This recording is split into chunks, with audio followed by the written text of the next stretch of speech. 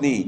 مٹی کی بات کرے گا، جو یہاں پر اپنی شناخت کی بات کرے گا، جو اپنی حق کی بات کرے گا، جو اپنی تاریخ کی بات کرے گا، جو اپنی قومیت کی بات کرے گا، جو اپنی مٹی اپنی زمین کی تحفظ کی بات کرے گا، تو ریاست اس کے ساتھ وہی سلوک روا رکھے گی جو ہم سے پہلے سیاسی ورکرز کے ساتھ جس پالیسیز کا نشانہ انہوں نے لطیف لالہ کو بنایا، اس سے پہلے اور سیاسی قائدین کو بنایا۔ یہاں پر ایک بات اب بالکل کھل چکی ہے، اس میں کوئی دو رائے رہی ہی نہیں ہے، کوئی دو رائے نہیں اس میں، کہ یہاں پر نہ آئین ہے، نہ قانون ہے، نہ یہاں پر کوئی ضابطہ ہے، یہاں پر کلم کلا بدماشی ہے۔ بسم اللہ الرحمن الرحیم۔ آج کے اس پروگرام ہمارے قائد، ہمارے لیڈر، ہمارے استاد لطیف افریدی صاحب کی یاد میں منعقد کیے گئے اس ریفرنس میں شریک عوامی نیشنل پارٹی کے صوبائی صدر اصغر خان اچکزئی صاحب، بلوچستان نیشنل پارٹی کے غلام نبی مری صاحب،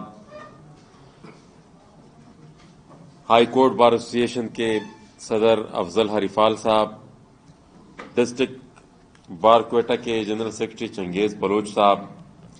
شہید باز محمد کاکڑ فاؤنڈیشن کے سربراہ ڈاکٹر لال خان کاکڑ صاحب، پشتو اکیڈمی کے شوکت ترین صاحب، اور کوئٹہ افریدی اتحاد کے نمائندگان، پشتونخوا ملی عوامی پارٹی کے مرکزی جنرل سیکرٹری عبدالرحیم زیارتوال صاحب اور صوبائی صدر کہار ودان صاحب، اور یہاں پر نیشنل پارٹی کے صوبائی صدر رحمت صالح بلوچ صاحب، اور نیشنل ڈیموکریٹک موومنٹ کی صوبائی تنظیم NSM کے عہدیداران، اور یہاں پر آج اس حال میں موجود میرے تمام ساتھیوں، یقیناً میرے لیے لطیف لالہ پر کچھ بھی بولنا اور ان کی زندگی پر اس کی تفصیلات بیان کرنا ایک بہت ہی مشکل کام ہے، اور پھر خصوصی طور پر جب ہمارے استاد افراز صاحب خٹک صاحب ان کی زندگی پر روشنی ڈالے تو اس کے بعد ہمارا پھر بولنا وہ یقیناً ایک بہت مشکل کام بن جاتا ہے۔ میں عوامی نیشنل پارٹی کے صوبائی جنرل سیکرٹری محبت کاکا کو بھی، وہ بھی یہاں پر تشریف فرما ہے، لطیف لالہ کے بارے میں خٹک صاحب نے کچھ فرمایا کہ ان کی زندگی کی تھوڑی بہت عکاسی انہوں نے کی۔ 1943 میں خیبر ایجنسی تیرا میں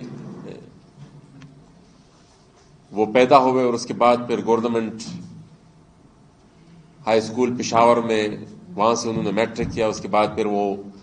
پشاور یونیورسٹی گئے، پشاور یونیورسٹی سے انہوں نے لا اور اکنامکس میں پھر ماسٹر کیا، اور پھر ایوب خان کے زمانے سے ان کا رجحان انقلابی نظریات اور جمہوریت اور انسانی حقوق کے حوالے سے یہ سوچ و فکر ان میں اسٹوڈنٹ لائف سے تھی، اور پھر اسٹوڈنٹ لائف میں ہی اسی سلسلے میں انہوں نے ایک اسٹوڈنٹ تنظیم بنائی اپنے ہم خیال اور ہم فکر ساتھیوں کے ساتھ، پھر اس کے بعد نیشنل عوامی پارٹی، اور اس کے بعد پھر مزدور کسان پارٹی، اور اس کے ساتھ ساتھ پاکستان نیشنل پارٹی، اور پھر جب MRD بنی، MRD کی بھی وہ صوبائی کنوینئر تھے، عوامی نیشنل پارٹی جب بنی، عوامی نیشنل پارٹی کی بھی وہ صوبائی صدر رہے، تو ایک بھرپور زندگی انہوں نے گزاری ہے۔ کیسی زندگی گزاری کہ میں یہ سمجھتا ہوں کہ اس عمر میں بھی شاید میں نے اپنے آپ سے بھی زیادہ ان کو فعال دیکھا، اور ایسی بھرپور زندگی تھی ان کی کہ اس 80 سال کی عمر میں بھی وہ اتنے ایفیشنٹ تھے، وہ اتنی ان میں فعالیت تھی کہ اتنی فعالیت ہم آج کل کے نوجوانوں میں بھی بہت مشکل سے دیکھتے ہیں، اور میں تو بطور ان کے ایک شاگرد کے، اور میں یہی سمجھتا ہوں کہ آج میں جو کچھ بھی ہوں، میں جس مقام پہ بھی کھڑا ہوں، جو کچھ بھی میں نے اپنی زندگی میں اپنی سیاست میں حاصل کیا ہے، اس میں ایک کافی بڑا حصہ لطیف افریدی صاحب کا بھی ہے. کیونکہ اور میں صرف یہ میری مثال نہیں ہے، میری طرح وہ تقریباً انہوں نے نصف صدی سے زیادہ انہوں نے سیاست کی اور کئی نسلوں کو انہوں نے پروان چڑھایا اور ان کی پولیٹیکل مینٹورنگ کی ہے. تو وہ ایک ایسی شخصیت تھے جن کا نعم البدل میرے خیال میں وہ صدیوں میں پیدا ہوتے ہیں، تو وہ ان کا نعم البدل ہمیں مل نہیں سکے گا. اور وہ جو حالات چھوڑ کر گئے ہیں، ہمارے پر جب بھی کوئی مشکل وقت آتا تھا، پشتون اسٹوڈنٹ فیڈریشن کے زمانے سے جب بھی کوئی مشکل وقت ہمارے اوپر آتا تھا، تو in the back of our mind ایک بات ہمارے ذہن میں ہوتی تھی کہ بھائی اگر بہت بھی کچھ برا ہو جائے تو لطیف لالا آخر میں ہے اور وہ ہمیں اس حالات سے وہ ریسکیو کر کے نکال دیں گے. تو وہ لطیف لالا کا سایہ وہ ہمارے سر سے اٹھ گیا ہے. تو یقیناً میں نے ان کے جنازے پہ بھی یہ بات کی تھی کہ وہ انہوں نے تقریباً ان کے جانے سے پورا پشتونخوا وطن یتیم ہو گیا ہے، بلکہ اس ملک کے رہنے والے جتنے بھی محکوم اقوام ہیں ان سب کے سروں سے ایسا بڑا سایہ اٹھ گیا ہے جو ہر مشکل وقت میں، ہر تکلیف دہ وقت میں اور ایسے حالات میں بھی وہ ان کے لیے آواز اٹھاتے تھے جب ہر طرف خاموشی ہوتی تھی. جب یک چند آوازیں ہوتی تھی تو ان میں سے ایک آواز لطیف لالا کی بھی ہوتی تھی. اور لطیف لالا کی ایک خاصیت یہ بھی تھی کہ وہ الفاظ کے ہیر پیر سے کام نہیں لیتے تھے. وہ بڑے بلنٹ اور بڑے واشگاف اور بڑے کل الفاظ میں وہ گما پھرا کر بات کرنے والے نہیں تھے، بالکل اسٹریٹ فارورڈ اور صاف بات کرتے تھے. اور وہ ان کی پوری زندگی میں وہ چیز ان کا خاصا رہا.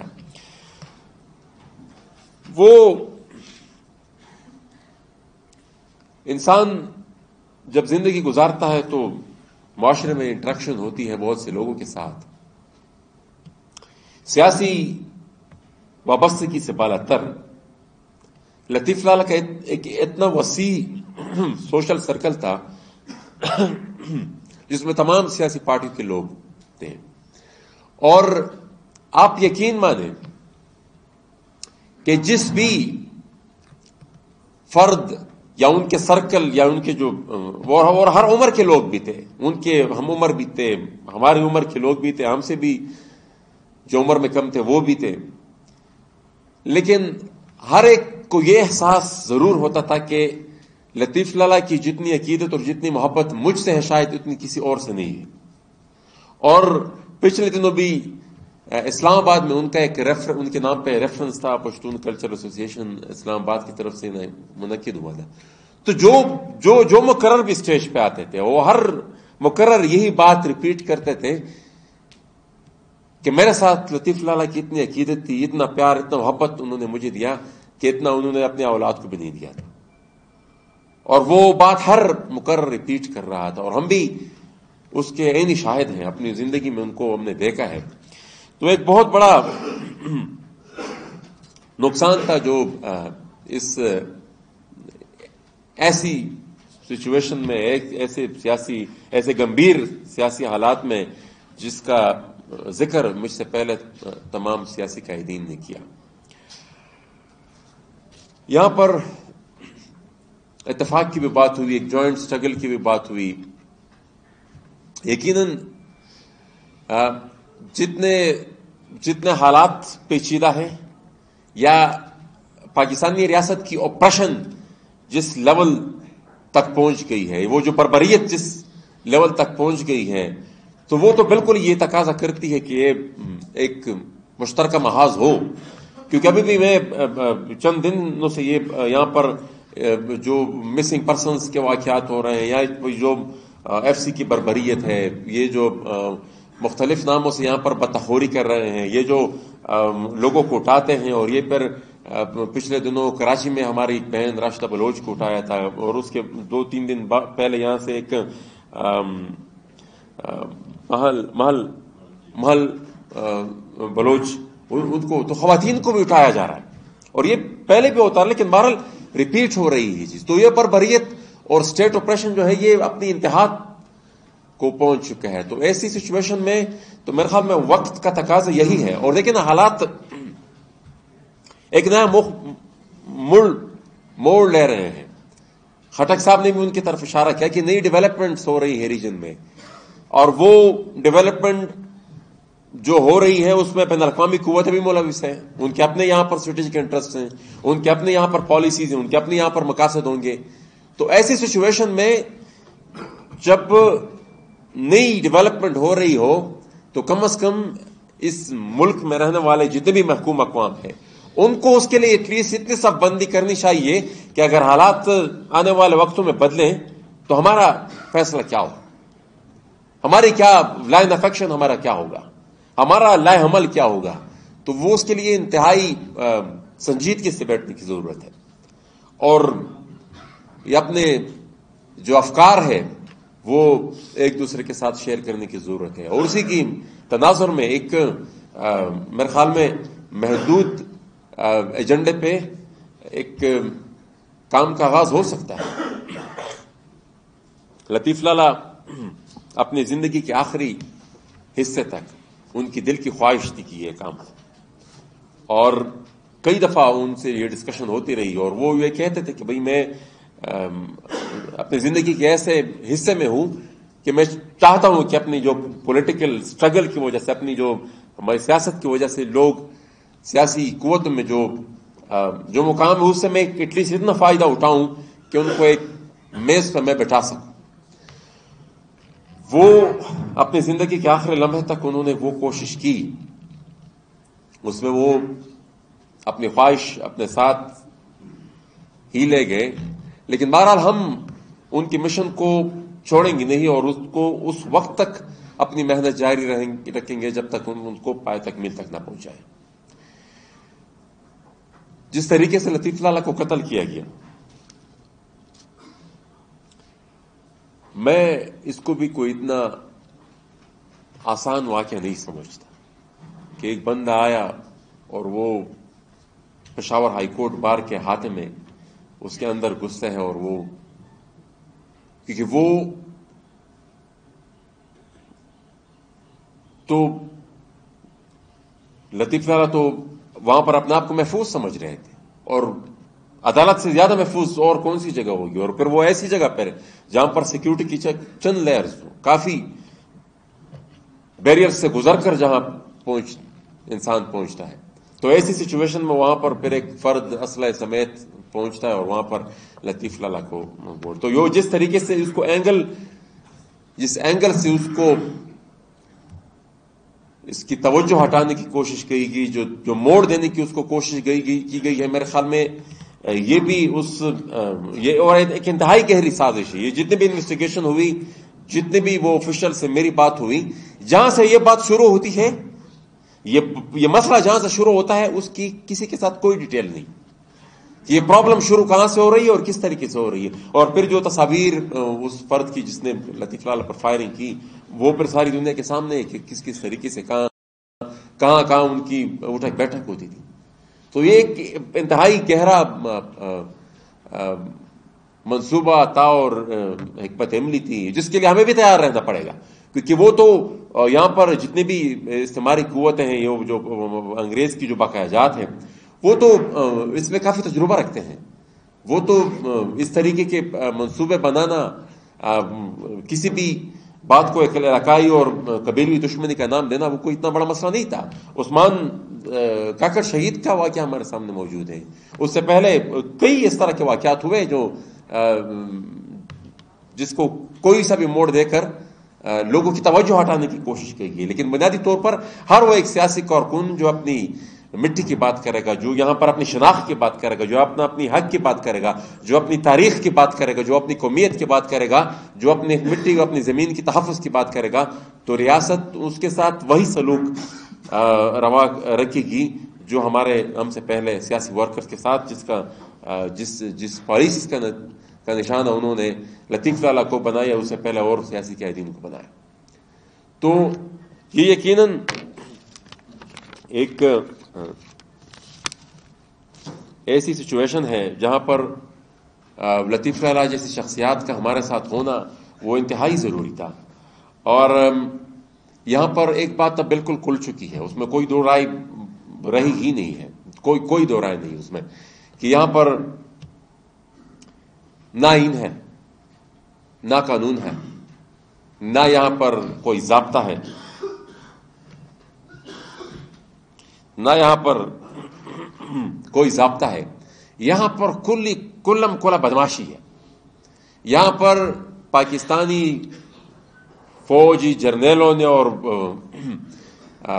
جوڈیشری کے ذریعے اور وہ قانون کو بطور ہتھیار ان لوگوں کے خلاف استعمال کرتے ہیں جو آپ کو کہیں کہ بھائی ذرا قاعدے میں آؤ، ذرا آئین کے مطابق آؤ، قانون کے مطابق آؤ، ہمارا اور آپ کا رشتہ اور کوئی نہیں، صرف اس آئین کے تحت ہے، اور اس آئین کے تحت جو قوانین بنے ہیں یہی ہمارا اور آپ کا رشتہ ہے، اس کے علاوہ ہمارا کوئی رشتہ نہیں. یہاں جو قومیت ہے، آباد ہے اس ملک میں، ان کی اپنی ایک تاریخ ہے. آپ کے ساتھ اگر ان کی کا کوئی کنیکشن ہے تو وہ تو ایک ڈاکومنٹ کی بنیاد پر ہے. اب وہ اس کو آپ وائلیٹ کرنا شروع کر دیں اور وہ اس کا پھر الٹا ان قوانین کو ان لوگوں کے خلاف بطور ہتھیار استعمال کرنا شروع کر دیں جو انسانی حقوق کی بات کرتے ہیں. ابھی بھی مجھے بتایا گیا کہ ہرنائی میں 2 سیاسی کارکنوں کو 16 MPO کے تحت اٹھا کر ان کو مت جیل میں، صدام ترین اور یوسف شاہ کو مت جیل میں بند کر دیا گیا. تو یہ تو کلا غنڈہ گردی ہے. گلالہ اسماعیل کے والدین تقریباً 170 پیشہ انہوں نے عدالتوں میں اس بے بنیاد کیسز میں بگتائے جو کسی لحاظ سے بھی ان کے ساتھ ان کا کوئی تعلق نہیں تھا. اس طرح علی وزیر نے بے گناہ 26 مہینے جیل میں گزارے. ہمارے ایک ساتھی حنیف پشین ابھی بھی تقریباً 3 سال سے زیادہ اس کا عرصہ ہو گیا، وہ ابھی تک جیل میں ہے. تو قانون کو بھی یہ لوگ اب بطور ہتھیار انہی لوگوں کے خلاف استعمال کرتے ہیں جو اپنے حق کی بات کرتے ہیں اور اپنے علاقے کے امن کی بات کرتے ہیں اور رول آف لا کی بات کرتے ہیں اور انسانی حقوق کی بات کرتے ہیں. تو یہاں پر ایک چیز وہ بالکل اب کچھ نہ کچھ مینورنگ ہوتی تھی، پہلے گما پھرا کر ایک چیز ہوتی تھی، انڈر گراؤنڈ پریشرائز کر کے ایک کو دوسرے کو کام نکلوائے جاتے تھے. لیکن اب جو کچھ ہو رہا ہے یہ تو کلم کلا غنڈہ گردی، اس کو کسی طریقے سے بھی برداشت نہیں کیا جائے گا اور اس میں دو رائے رہی ہی نہیں ہے. اس میں بالکل اب کوئی ابہام ہی نہیں رہا کہ ہمیں ایز اے آبجیکٹ اس ملک میں ٹریٹ کیا جا رہا ہے، چاہے بلوچ ہو، چاہے پشتون ہو، چاہے جو کوئی بھی ہو، ہمیں ایز اے آبجیکٹ یہاں پر ٹریٹ کیا جا رہا ہے. یہ جس طریقے سے دن دہاڑے جتنی بے شرمی سے وہ ان ملیٹنٹس کو انہوں نے واپس پختونخوا میں آباد کیا، اور مقصد ان کا پھر یہی تھا کہ مثال امریکن انٹرسٹ کے تسلسل میں ان کو یہاں پر آباد کیا جائے، پھر وہاں سے وہ چین کے خلاف بھی ایز اے لانچنگ پیڈ استعمال کیا جائے، اور یہاں پر ہم ڈالر لائنگ مصنوعی آپریشنز ہوں گے، 2 نمبر آپریشنز ہوں گے، یہاں پر خون بہے گا اور وہ جو چائنا چاہتا ہے اس کا ہم راستہ روکیں گے اور خون ہمارا بہے گا. پھر سے انہوں نے ایک جنگی کانٹریکٹ کا ارادہ ہے ان کا. لیکن یہ وہاں بھی جس طرح خٹک صاحب نے بھی کہا کہ اگر تھوڑا کنٹین ہم کر پائے ہیں تو وہ بھی صرف اس وجہ سے کہ وہ پبلک ریزسٹنس ہے، عوام اٹھ کر کھڑے ہو گئے اور وہ انہوں نے کہہ دیا کہ بھائی ہم نہیں مانیں گے، ہم مخالفت کریں گے. تو یہ جو پبلک ریزسٹنس ہے وہ اسی کے ذریعے ہم نے اس چیز کا فی الحال راستہ روکا ہوا ہے، اور وہ اس سے طاقتور چیز اور کوئی نہیں ہے. وہ جو کہتے تھے نا کہ دولت زور دختہ زور، وہ انسانی طاقت، عوام کی طاقت کے سامنے کوئی بھی قوت نہیں ٹھہر سکتی. اور یہ جو لوگ یہاں پر اٹھاتے ہیں، اغوا کرتے ہیں اور پھر مسخ شدہ لاشیں یہاں پر جگہ جگہ پھینک دیتے ہیں، یہ بڑے کمزور لوگ ہیں، یہ بڑے کمزور لوگ ہیں. لیکن آپ زندہ مثال آپ کی دیکھیں، یہاں پر ایک جرنیل تھا، وہ کہتا تھا کہ بھائی علی وزیر معافی مانگے گا. تو آج وہ کہاں بیٹھا ہوا ہے اور علی وزیر کل گیا اپنے علاقے میں، سب نے دیکھا. پھر تو وہ ہم نے صرف تھوڑا صبر اور استقامت اور ایک منظم طریقے سے اس کے خلاف متحد ہونا ہے اور صف بندی کرنی ہے. یہ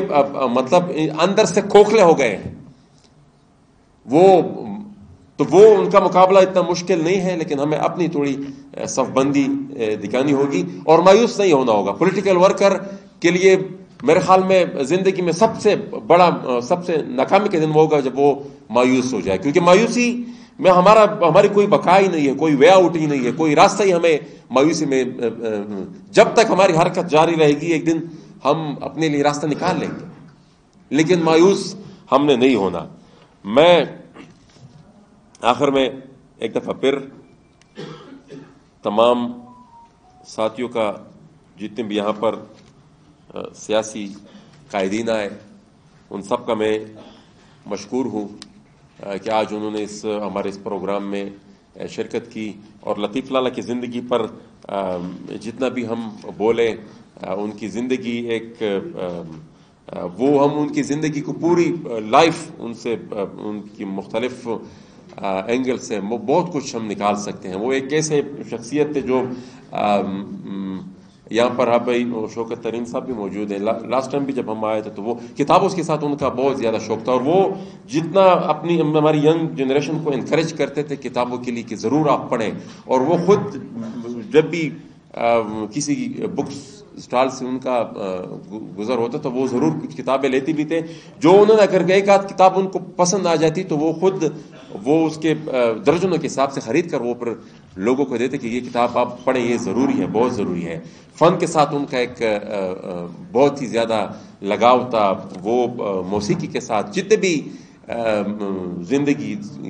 کی جو مختلف فنون ہے ان کے ساتھ بھی ان کا ایک لگاؤ تھا. تو ایک ہمگیر شخصیت تھے، اور وہ مطلب انسان جتنی بھی